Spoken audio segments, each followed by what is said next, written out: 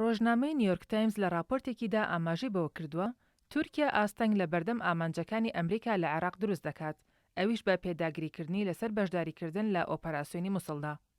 لە راپۆرتەکەی نیویۆرک تایمزدا هاتووە دیبلۆماتکارە ئەمریکیەکان ماوەی ساڵێکە لە هەوڵی ڕکێفکردنی قەیرانەکەدان و لەو ماوەیەدا تورکەکانیان هانداوە بەشداری لەو شەڕەدا بکەن بۆ مەرجەی لەژێر چەتری ئەو هاوپەیمانە نێودەوڵەتیەدا بێت کە بە سەرۆکایەتی ئەمریکا لە دژی داعش پێکێنراوە.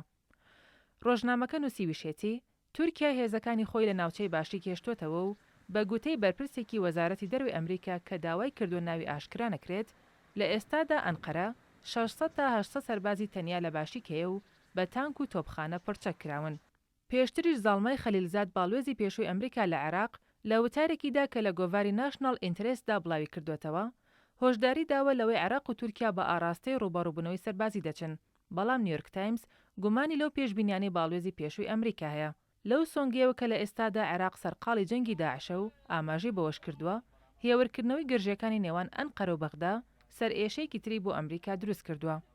نیویۆرک تایمز لەو راپۆرتەیدا ئاماژەی بەوەش کردووە ڕەجەب تەیب ئەردۆغان سەرۆکی تورکیا لە هەوڵی گێڕانەوەی پاوەندخوازی تورکیادایە لە ناوچەکەدا، هەر بە تەنیا لە عێراقنا بەڵکو لە سووریاش.